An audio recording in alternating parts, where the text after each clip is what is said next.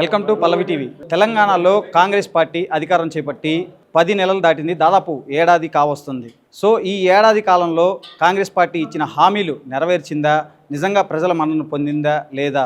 అలాగే పీసీసీ చీఫ్గా మహేష్ కుమార్ గౌడ్ సరిగ్గా బాధ్యతలు చేపట్టి నేటికి 2 నెలలు అవుతుంది. సో తన పదవికి ఏమాత్రం న్యాయం చేస్తున్నారు? నిజంగా పార్టీలో సీనియర్లు జూనియర్ల మధ్య ఉన్న అలకని, అంటే బయట నుంచి వచ్చిన వాళ్ళు లేదంటే పార్టీలో మొదటి నుంచి కొనసాగుతున్న వాళ్ళు, వాళ్ళందరి మధ్య సమన్వయం ఉందా? ఆయన ఏ విధంగా ఈ బాధ్యతలో ముందుకు వెళ్తున్నారు? అలాగే ప్రభుత్వ పరంగా రేవంత్ రెడ్డి పరంగా కొన్ని విషయాలు మనం ఆయన అడిగి తెలుసుకుందాం. ప్రస్తుతం మనతో పీసీసీ చీఫ్ మహేష్ కుమార్ గౌడ్ ఉన్నారు. సార్తో ఒకసారి మాట్లాడదాం. సార్తో మాట్లాడి చాలా విషయాలు తెలుసుకుందాం. సార్ నమస్కారం. సార్ 2 నెలలు అవుతుంది మీరు బాధ్యతలు చేపట్టి. ఈ 2 నెలల కాలంలో మీ పీసీసీ చీఫ్ జర్నీ ఎలా సాగింది? ఎందుకంటే పార్టీలో సీనియర్లు జూనియర్లు, అఫ్కోర్స్ ఆ మాట అనే కంటే కూడా బయట నుంచి వచ్చిన వాళ్ళు, ఆ తర్వాత ఫస్ట్ నుంచి పార్టీలో కొనసాగుతూ వస్తున్న వాళ్ళు, వాళ్ళ మధ్య సమన్వయం ఏ విధంగా ఉంది? వాళ్ళందరినీ ఏ విధంగా కలుపుకొని మీరు తీసుకెళ్తున్నారు? అలాగే ప్రభుత్వంలో కూడా మీరు కొంత కీలక పాత్ర అయితే వహిస్తున్నారు, ఇటు పీసీసీ చీఫ్గా ఉంటూ. సో అటు ప్రభుత్వానికి పార్టీకి మధ్య కూడా సమన్వయం ఎలా ఉంది? ఏ విధంగా ముందుకు తీసుకెళ్తున్నారు అసలు? పార్టీ ఒకవైపు, ప్రభుత్వం ఒకవైపు, ఇది జోడెద్దులాగా సమన్వయంతో ముందుకు పోవాల్సిన పరిస్థితి. ఇక్కడ ఉంది కాంగ్రెస్ ప్రభుత్వం. రేవంత్ రెడ్డి గారు కాంగ్రెస్ పార్టీ ముఖ్యమంత్రి. 11 నెలలుగా బహత్తరమైన కార్యక్రమాలు తీసుకోవడం జరిగింది. అది సంక్షేమంలో కావచ్చు, అభివృద్ధిలో కావచ్చు. 10 ఏళ్లుగా కుంటుపడినటువంటి అభివృద్ధి, ఏకఛత్రాది పాలన, నియంత్రిత పాలనలో ముగ్గినటువంటి తెలంగాణని పోయిన డిసెంబర్లో విముక్తి కలగజేసి స్వేచ్ఛా ప్రపంచంలోకి వచ్చినట్టుగా ప్రజలు ఫీల్ అవుతూ ఉన్నారు. ఇవాళ మేము ఇచ్చిన హామీలో దాదాపు మెజారిటీ అంశాలు ఇంత ఆర్థిక నిర్బంధం ఉండి కూడా ఇవ్వగలుగుతున్నాం. మేము ఇచ్చాం కాబట్టి పార్టీని, ప్రభుత్వాన్ని సమన్వయం చేసుకుంటూ ముందుకెళ్తున్నంలో కార్యకర్తల అభిష్టం మేరకు ఇలా మీకు ప్రభుత్వంలోకి వచ్చామంటే కార్యకర్తల యొక్క కృషి, వారి కష్టార్జితం.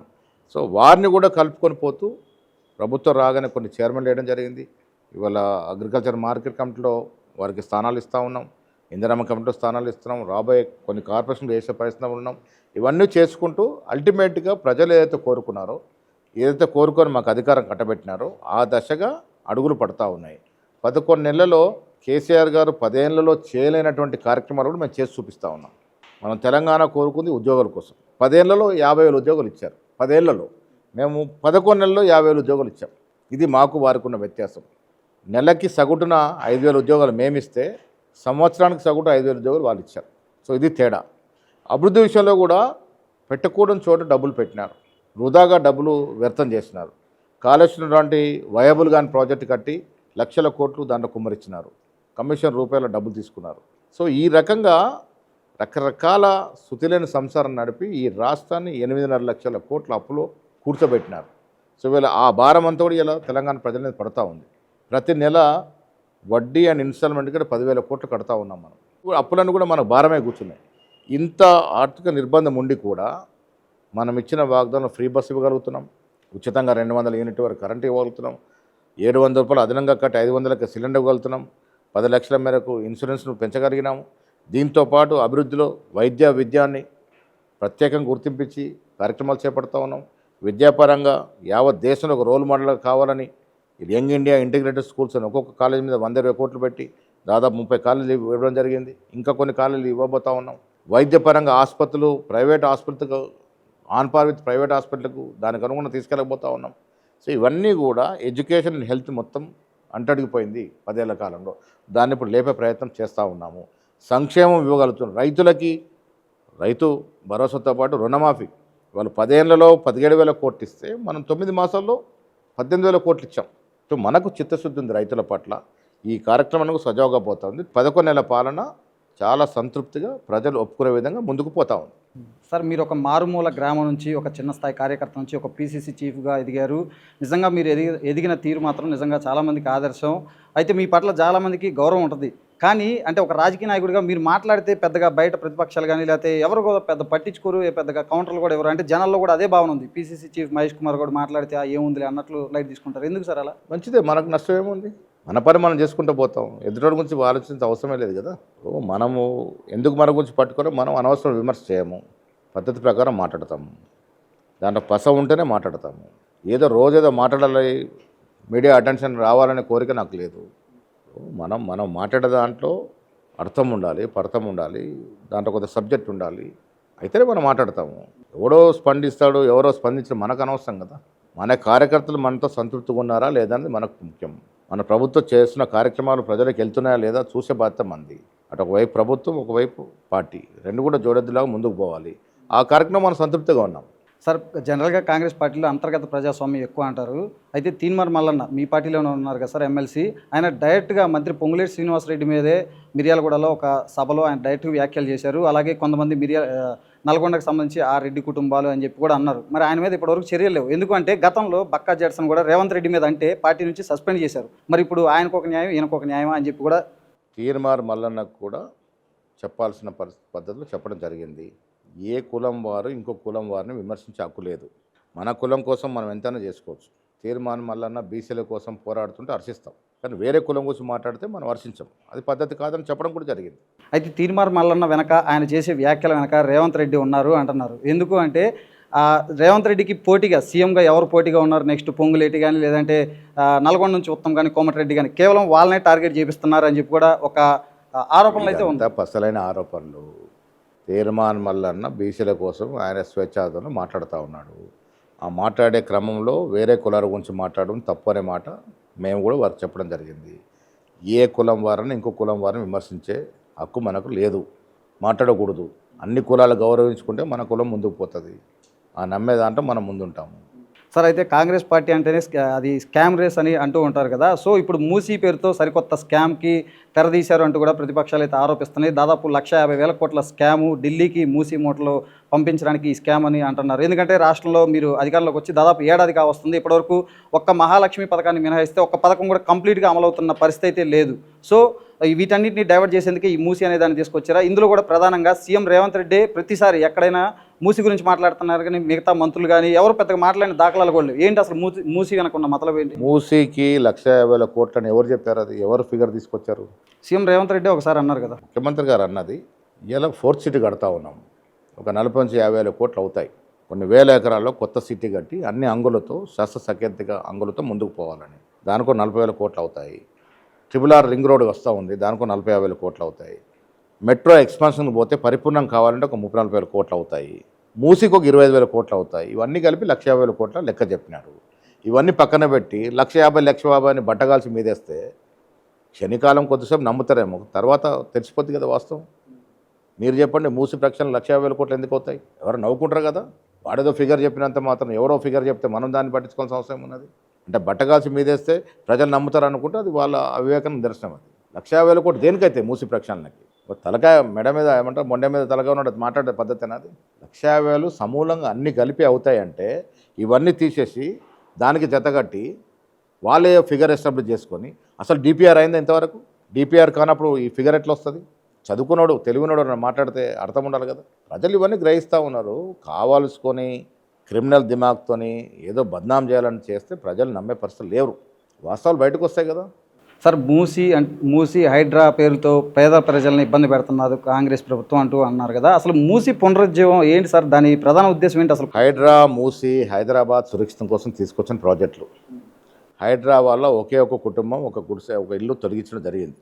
హైడ్రా గోలంతా కూడా భూబకాసురులు, రాజకీయ నాయకుల ముసుగులో 2,500 చెరువుల్లో దాదాపు 1,500 చెరువులు కబలించేసినటువంటి భూబకాసురులు ఉన్నారు కదా. గత పాలకులు సంరక్షణలో ఉన్నటువంటి భూబకాసురులే టార్గెట్ హైడ్రా. దానివల్ల మనకు జరిగే లాభం ఏంటంటే చెరువులు యథావిధి స్థితికి వస్తే హైదరాబాద్ సురక్షితంగా ఉంటుంది. ఇలా నీ ఇంటికి నా ఇంటికి వర్షం పడితే నీరు ఎందుకు వస్తూ ఉంది? నీరు పోవాల్సిన చెరువులు లేవు కాబట్టి, మాయమైనవి కాబట్టి. సో ఆ చెరువులు ఉన్న స్థితికి తీసుకొస్తే హైదరాబాద్ పూర్వవైపు వస్తుంది. మూసీ ప్రక్షాళన ఎందుకు అడుగుతూ ఉన్నాము? హైదరాబాద్ సురక్షితంగా ఉండాలి. మూసీ ఇరువైపులా, మూసీ నది చుట్టూ 40% మంది జనం ఉన్నారు. ఒక భారీ వర్షం పడితే వాయనాడ్ లాంటి పరిస్థితి ఇక్కడ వస్తే మన పరిస్థితి ఏంది? 18,000 మంది కొట్టుకుపోయినారు 1908లో. ఇలా అటువంటి భారీ వర్షం పడితే మన పరిస్థితి ఏంది? అంటే హైదరాబాద్ ప్రజలు సురక్షితంగా ఉండకూడదా? హైదరాబాద్ సురక్షితంగా ఉండటానికి, క్లైమేట్ పరంగా పెట్టుబడులు ఆకర్షించడానికి మూసీ ప్రక్షాళన చేపట్టినారు. ఇది ఒక దూరదృష్టితో తీసుకున్నటువంటి ఒక సాహసోపేతమైన నిర్ణయం. ఇది దీన్ని ప్రజలు హర్షిస్తూ ఉన్నారు. ప్రతిపక్ష నాయకులకు బాధ ఉంటూ ఉండొచ్చు, కేసీఆర్కో కేటీఆర్ మనుషులకు బాధ ఉంటుండొచ్చు, ఎందుకంటే వాళ్ళు కబలించిన భూములన్నీ మళ్ళీ వెళ్ళిపోతాయి కాబట్టి. ప్రజలకేం బాధ లేదు దాంట్లో. మూసీ ప్రక్షాళన జరిగితే మూసీలో ఉన్నటువంటి బీద ప్రజలను తీసుకెళ్ళి ఎక్కడ పెడితే రోడ్డు మీద వేస్తలేం కదా. మేము తీసుకెళ్ళి డబుల్ బెడ్రూమ్ ఇల్లు ఇస్తూ ఉన్నాము, అక్కడ పిల్లలకు స్కూల్లో అడ్మిషన్ ఇప్పిస్తూ ఉన్నాము, డబ్బులు ఇస్తూ ఉన్నాము, అన్నీ సజావుగా జరుగుతూ ఉన్నాయి. వాళ్ళకి లేని బాధ వీళ్ళకెందుకు? మూసీ ప్రక్షాళన కార్యక్రమం మొదలైంది ఎప్పుడు? 2016లో కదా కేసీఆర్. మరి ఎందుకు వెనక్కిపోయారు మీరు? ఎందుకు పోయినారు? అప్పుడు 1,50,000 కోట్లు అన్నారా మీరు? ఎందుకు అవుతుంది 1,50,000 కోట్లు? 20-25 వేలతో కంప్లీట్ అయ్యే మూసి ప్రక్షాళనకి మీరు 1,50,000 కోట్లని ఒక ఫిగర్ మీది మీరు ఎస్టాబ్లిష్ చేసుకుని మీరే మాట్లాడుకుంటే ప్రజలు నమ్మాలి కదా అది. సరే హైడ్రా పరంగా ఓకే కానీ కొంత కన్విన్స్గానే ఉంది కానీ పబ్లిక్కి మూసీ పేరుతో ఈ చుట్టుపక్కల ఇల్లు ఖాళీ చేపిస్తున్నారు చూడండి, అది నిజంగా జనాల్లో కూడా చాలా వ్యతిరేకత వస్తున్నట్లు కనిపిస్తుంది. చుట్టుపక్కల ఉన్న కూడా అర్థం చేసుకోవాలి ఏంటంటే ప్రకృతి ఎప్పుడు తాండవిస్తో తెలియదు. ఇలా వయనాడులో ఒక 3 మాసాల్లో పడితే ఎంత వర్షపాతం నామోదవుతుందో ఒక 3 గంటలు ఇంత వర్షం పడ్డది. ఏమైంది, వయనాడు మొత్తం సాఫ్ అయింది కదా. ఇటీవల న్యూజిలాండ్ ఫ్రాన్స్లో మొత్తం కొట్టుకుపోయింది కదా. సో అలాంటి ప్రకృతి ఏదన్నా విలయతాండం ప్రదర్శిస్తే హైదరాబాద్లో మన పరిస్థితి ఏంటి, అక్కడున్న పరిస్థితి ఏంటి, వాళ్ళు కూడా గ్రహించుకోవాలి కదా. కొట్టుకుపోతారు కదా. ఆ భద్రత కల్పించిన బాధ్యత ప్రభుత్వం అందే కదా. ఇప్పుడు బీజేపీకో టీఆర్ఎస్ నాయకులకు అది ఆ రెస్పాన్సిబుల్ లేకపోవచ్చు, మాకుంది కదా, ప్రభుత్వంలో ఉన్నాం కదా. రేపు ఏదైనా విపత్తు వస్తే హైదరాబాద్ సురక్షితంగా ఉంచుకోవడానికి మూసి ప్రక్షాళన అంటున్నాం. మూసి ప్రక్షాళన జరిగితే యథావిధిగా నీళ్లు పోతే హైదరాబాద్ సురక్షితంగా ఉంటుంది. కరెక్టే సార్, మీ ఆలోచన కానీ ఉద్దేశం కానీ మంచిదే. మరి ఆ ఇల్లు ఖాళీ చేయించిన దీనికి ఆ తర్వాత ఏం చేస్తారు? ఆ ఖాళీ చేయించిన స్థలాలన్నీ ఏం చేస్తారు? ఏదో కమర్షియల్ స్పేసెస్గా ఇచ్చేస్తారు అంటున్నారు కదా. అది అప్రస్తుతం. కమర్షియల్ స్పేస్ అనేది చాలా దీర్ఘాలిక కార్యక్రమం. రియల్ ఎస్టేట్ చేస్తారు, ఏం ఉండదు, అన్ని తప్పుడు ప్రచారం. ఫస్ట్ మూసి ప్రక్షాళనే మనకు కావాల్సింది. మూసి స్ట్రేట్గా ప్రక్షాళన అయితే నీళ్లు పోవాలి. హైదరాబాద్ చుట్టూ సహజంగా నీళ్లు పోతే హైదరాబాద్ సురక్షితంగా ఉంటుంది. సుందరీకరణ అనేది తర్వాత అంశం. అది ఇప్పుడు ప్రస్తుతం కాదు. ప్రస్తుతం ఉన్న ప్రాజెక్టుల్లో మూసి ప్రక్షాళన, చెరువులు కుంటలు తిరిగి తీసుకోవడం, ఈ 2 అయినాయనుకో హైదరాబాద్ క్లైమేట్ పరంగా సురక్షితం. పెట్టుబడులు వస్తాయి, మనం విదేశీ కంపెనీలు వస్తాయి హైదరాబాద్ సురక్షితంగా ఉంటుంటే. హైదరాబాద్కి భద్రత లేకుండా ఎవరు వస్తారు మన దగ్గరికి? విలయతాండం వచ్చినప్పుడు హైదరాబాద్ జనాభా 72,000 ఎప్పుడు 1908లో. దాంట్లో 20% మంది కొట్టుకుపోయినారు, 25%. అలాంటి విపత్తు రాకుండా ఉండటానికి కదా మనం జాగ్రత్తలు తీసుకుంటా ఉంది. సార్ ముఖ్యంగా సీఎం రేవంత్ రెడ్డి ఇలాకాలోనే ఈ ఇష్యూ జరిగింది, ఒక కలెక్టర్ ఉన్నతాధికారి పైన దాడి జరిగింది. ఇప్పటివరకు సీఎం రేవంత్ రెడ్డి కూడా స్పందించలేదు. అది కంప్లీట్లీ ఇంటెలిజెన్స్ వైఫల్యం, ప్రభుత్వం వైఫల్యం అని కూడా అంటున్నారు. ఎవరో ఉద్దేశపూరితంగా కుట్రపూరితంగా పన్నాగం పన్ని కేటీఆర్ నరేందర్ రెడ్డి కలిసి దాడి చేస్తారు. ఎవరు ఇస్తారు? ఇప్పుడు నిజంగా అక్కడ రైతు భూమి పోయినాడో లేక వాడికి నష్టం జరిగినాడో వాడు బాధపడితే మనం కూడా వెళ్ళి మాట్లాడడానికి సిద్ధంగా చర్చలు జరుపుతాం. బాబు ఇది కాదు అది, మరి ఉద్యోగాలు వస్తూ ఉన్నాయి, మీరు సహకరించాలని కోరుతాము. అక్కడ భూమి లేనోడు, ఆ ప్రాంతం సంబంధం లేనోడు ఎవడో రౌడీ మూకలు వచ్చి దాడి చేస్తే వీళ్ళ ప్రమేయంతో జరిగింది కదా. అది ఉద్దేశపూర్వకంగా కుట్రపూరితంగా జరిగినట్టు కదా. మరి దాంట్లో ఉన్న దోషులు శిక్షించాలి కదా. ఇప్పుడు అధికారిని కొట్టే హక్కు మీకు ఎవరిచ్చారు? కేటీఆర్ 10 ఏళ్ళు మంత్రిగా ఉన్నారు, నీ కింద కూడా అధికారులు పనిచేశారు కదా. మరి ఆ రకంగా వివరిస్తే ఎవరు ఒప్పుకుంటారు? అయితే కలెక్టర్ ఏమో ఎటువంటి దాడి అంటే అఫ్కోర్స్ మనకు విజువల్స్లో వీడియోస్లో కనిపించినా కానీ అంటే దీన్ని పొలిటిసైజ్ చేయడానికే కనబడతా ఉంది కదా. పోలీసు ఊరికి ఇన్వెస్టిగేషన్ చేస్తే వాస్తవాలు బయటకు వచ్చాయి కదా. దాని ప్రకారం ఆధారంగా మనం మాట్లాడుతున్నాం కదా. పోలీస్ ఇన్వెస్టిగేషన్లో క్లారిటీ వచ్చింది, స్పష్టంగా కనబడతా ఉంది. వీడియోలో ఆయన త్రాస్ చేస్తూ ఉన్నారు. ఇది పద్ధతి కాదు కదా. అధికారి ఏం చేస్తారు? ప్రభుత్వం ఇచ్చే నిబంధనల ప్రకారం వారు ఇచ్చే సూచన ప్రకారం నడుచుకుంటాడు. అధికారిని కొట్టే హక్కు మీకు ఎవరు ఇచ్చారు? మీకు ఫోరం ఉంది కదా, నువ్వు ఎమ్మెల్యేగా ఉన్నావు, రా ముఖ్యమంత్రిని కలువు, రండి, మీరు ఎవరు వస్తారండి, నేను కూడా ఉంటాను, రండి కలుద్దాం, వాస్తవాలు చర్చిద్దాం, అక్కడ లోపాలు ఉంటే సరిదిద్దాం. బాధ్యత కదా, ప్రతిపక్షంలో ఉన్నారు మీరు, మాకు సూచనలు ఇవ్వాల్సిన బాధ్యత మీకు లేదా? రండి మాట్లాడదాం, తప్పేముంది? దొంగచాటును వచ్చి విమర్శలు చేసి ప్రభుత్వాన్ని బద్నాం చేయాలని ఒకే ధ్యేయంతో ముందుకు పోతే ప్రజలు కూడా అన్నీ గ్రహిస్తున్నారండి. ప్రజలేం తక్కువ అంచనా వేయడానికి లేదు, ప్రజల్ని అన్నీ గ్రహిస్తూ ఉన్నారు. సార్ అయితే కేసీఆర్ అప్పట్లో 13 నుంచి 14,000 ఎకరాలు దాదాపు 8 ఏళ్ల పాటు భూ సేకరించి ఈ ఫార్మాసిటీని పెడితే మీరు ఫార్మాసిటీ కాదు ఆ రోజే తప్పని చెప్పాము. బట్టి గారు అసెంబ్లీలో చెప్పారు, ఒక చోట ఇంత భూసేకరణ చేయడం మంచిది కాదు, హైదరాబాద్ కేంద్రంగా మీరు అభివృద్ధి చేస్తే మిగతా ప్రాంతాలు ఎడారిగా మారుతాయి, వికేంద్రీకరణ జరగాలని ఆనాడే అసెంబ్లీలో చెప్పాము. దాంట్లో భాగంగానే వికేంద్రీకరణ చేస్తూ ఉన్నాము, క్లస్టర్స్గా విభజించి అభివృద్ధి చేస్తూ ఉన్నాము. ఆదిలాబాద్లో ఒక ఫార్మా సిటీ ఎందుకు రాకూడదు? మురుగులో ఎందుకు రాకూడదు? మా నిజామాబాద్ మారుమూల జుక్కల్లో ఎందుకు రాకూడదు? హైదరాబాద్ తెలంగాణ అభివృద్ధి అంటే హైదరాబాద్ అభివృద్ధి కాదు, సమూలంగా అభివృద్ధి జరగాలి. డీసెంట్రలైజ్ కావాలి. అమెరికా ఎందుకు ముందుకు పోయింది? డీసెంట్రలైజ్ కావాలి కదా. దాంట్లో భాగంగానే ఈ క్లస్టర్స్ పెట్టి అభివృద్ధి చేస్తూ ఉన్నాం. ఒకే చోట అన్ని వేల ఎకరాలు పోగు చేసి మీరు రేపు ట్రాఫిక్ సమస్యలు, పొల్యూషన్ సమస్యలు అన్నీ ఉంటాయి కదా. సో అక్కడ ఉద్యోగ అవకాశాలు రావాలి కదా. కొడంగల్ కూడా వెనుకబడిన ప్రాంతం, అక్కడ ఉద్యోగ అవకాశాలు రావాలి. ముఖ్యమంత్రి గారు కాన్స్టిట్యూషన్ అక్కడ క్లస్టర్ పెట్టింది, తప్పేముంది? అక్కడ వాళ్ళకి లేని బాధ మీకెందుకు? సార్ ఇప్పుడు ఒకసారి మనం ఈ ప్రభుత్వ పరంగా మాట్లాడితే విద్యాశాఖ కానీ హోంమంత్రి కానీ సీఎం రేవంత్ రెడ్డి దగ్గరే ఉన్నాయి. అయితే ప్రజల్లో ఉన్న భావన, ఎందుకంటే మేము రెగ్యులర్గా తిరుగుతూ ఉంటాం కాబట్టి ఈ శాంతి భద్రత సమస్య కొంత ఒక విధంగా తలెత్తింది. రేవంత్ రెడ్డి దగ్గరే హోంశాఖ కూడా ఉండటం కూడా కాస్త ఇబ్బందికర పరిస్థితులు రాష్ట్రంలో ఈ మధ్య మనం చూసే కమ్యూనల్ ఇష్యూస్ కూడా గుళ్ళు పగలగొట్టాలి ఇవన్నీ కూడా, మరి ఎందుకు ఇలా జరుగుతుంది? ఒకసారి కొంత మంత్రివర్గం విస్తరణ జరగాల్సి ఉంది. అప్పుడు క్యాబినెట్లో పోర్ట్ఫోలియోలు వేరలేకపోతాయి. ఎక్కడ కూడా లోపం జరగట్లేదు. మీరు చూస్తాం కదా 9 నెలలు ఎక్కడ ఏం లోపం జరగలేదు కదా. చెదురుమదురు సంఘటనలు అది కూడా ఉద్దేశం చేసిన సంఘటనలు తప్ప లా అండ్ ఆర్డర్ పరిపూర్ణ కంట్రోల్ ఉంది కదా. ఎక్కడ గాడి తెప్పింది? ఏ సంఘటన జరిగింది చెప్పండి. అంటే కమ్యూనల్ ఇష్యూస్ ఇప్పుడు కమ్యూనల్ ఇష్యూస్ వాళ్ళు చేస్తారండి. ఇప్పుడు బీజేపీ మతతత్వ పార్టీలు ఎప్పుడు కూడా కమ్యూనల్ ఇష్యూస్ రేకెత్తించే ఓట్లు పొందే ప్రయత్నం చేస్తారు. అది వాళ్ళ నైజం. అక్కడక్కడ అలాంటి సంఘటనలు తప్ప పెద్ద సంఘటన ఎక్కడ జరిగింది? శాంతి భద్రతలు కంట్రోల్ ఉన్నట్టే కదా. సార్ క్యాబినెట్ ఎప్పుడు ఫుల్ఫిల్ అవబోతుంది? ఇంకా ఆరు ముఖ్యమంత్రి గారి పరివిలో ఉంది అది. ఏఐసిసి ముఖ్యమంత్రి గారు చర్చించుకున్న తర్వాత ఎప్పుడు వస్తుందో చూడాలి. అది మన పరివిలో ఉన్న అంశం కాదు, చూద్దాం. అలాగే మీ విషయానికి వస్తే పిసిసి నూతన కార్యవర్గం కూడా ఇంకా ఏర్పడాల్సి అవుతుంది. ఒక 15 రోజుల్లో కూడా కొత్త కార్యక్రమం వస్తుంది. అన్ని సమాలోచన జరుపుతూ ఉన్నాం. సీనియర్ నాయకులు ప్రాంతాల వారీగా కులాల వారీగా అన్ని సమాలోచనలు చేస్తూ ఉన్నాం. సమర్థవంతమైనటువంటి కార్యవర్గం కావాలనే తలంతో కొద్దిగా ఆలస్యం అవుతా ఉంది, వస్తుంది. బీఆర్ఎస్ కాంగ్రెస్తో ఉందా, కాంగ్రెస్ బీజేపీతో ఉందా? ఎందుకంటే ఈ ఒక్కొక్క ఇష్యూస్ ఇప్పుడు రాష్ట్రంలో సంవత్సరం అవుతుంది మీరు అధికారంలోకి వచ్చి, అన్నిటి మీద కమిషన్లు వేశారు కానీ ఏది ఒక్క అడుగు ముందుకు పోయిన పరిస్థితి అయితే లేదు. ఓ పక్క చూసుకుంటే కేంద్రం కూడా మీకు సహకరిస్తున్నట్లుంది. అంటే ఈ విధంగా కేసుల పరంగా ఏదైనా కానీ, అంటే ఏదైనా రాష్ట్రంలో ప్రజలు అధికార మార్పు ఎందుకు చేశారు? 10 ఏళ్లుగా తెలంగాణ నిర్బంధం చేసి సమూలంగా లూటీ చేసింది కేసీఆర్ కుటుంబము, కొంతమంది వారి తాబేదారులని కదా మనకు అధికారం ఇచ్చారు. మా ధర్మం ఏంటి? దాన్ని ఛేదించడం. దానికి పద్ధతి ఉంటుంది. కమిషన్లు వేసాం, కమిషన్ రిపోర్ట్ రావాలి కదా. ఉన్న ఫలంగా నేను అరెస్ట్ చేయమంటే అనే హక్కు నాకు లేదు కదా ప్రజాస్వామ్యంలో. దానికి పద్ధతి ఉంటుంది. ఇలా కేటీఆర్ నిలువునా దొరికిపోయాడు దాంట్లో. కానీ దానికి పద్ధతి ఉంటుంది. గవర్నర్ అడిగాం పర్మిషన్ ఇవ్వమని, గవర్నర్ పర్మిషన్ అరెస్ట్ అవుతాడు. ఎందుకు ఇట్లా ఇవ్వట్లేదు గవర్నర్ పర్మిషన్? మరి ఇప్పుడు గతంలో పోల్చుకుంటే కేసీఆర్ ముఖ్యమంత్రిగా ప్రధానమంత్రి వస్తే ముఖం చాటిస్తాడు ప్రజలకు చూపెట్టడానికి అది. కానీ లోపాయకార ఒప్పందంలో వారు రైతు వ్యతిరేక చట్టాలు బిల్లు చేస్తే ఒకరోజు ధర్నా చేసి తర్వాత మద్దతు తెలిపారు. స్పీకర్ ఎన్నికల మద్దతు తెలిపారు, డిప్యూటీ స్పీకర్ ఎన్నికల మద్దతు తెలిపారు, అధ్యక్ష ఎన్నికల మద్దతు తెలిపారు, ఉపాధ్యక్ష ఎన్నికల మద్దతు. ఎందుకు తెలిపారు మీరు? మరి ఎందుకు తెలిపారు? మీరు స్టాలిన్ లాగా ఎందుకు బయట ఉండలే? మరి మీరు లోపాయకార ఒప్పందాలు ఉన్నట్టే కదా. ముస్లిం ఓట్లు పోతాయనే నెపంతో తప్ప లోపలికి కలిసే ఉన్నారు వాళ్ళు. ఇప్పుడు కూడా కలిసే సేల్ అవుతూ ఉన్నారు. మాకు ఈ 2 పార్టీలు కూడా సాటి రావు తెలంగాణలో. కాంగ్రెస్ ఇచ్చిన పార్టీ, తెలంగాణ ఇచ్చిన పార్టీగా కాంగ్రెస్కి ఆ ముద్ర ఉంది. మమ్మల్ని అధికారులు తీసుకొచ్చినారు. మేము కూడా అదే మాదిరిగా ప్రజల ఆకాంక్ష మేరకు పని చేస్తూ ఉన్నాం.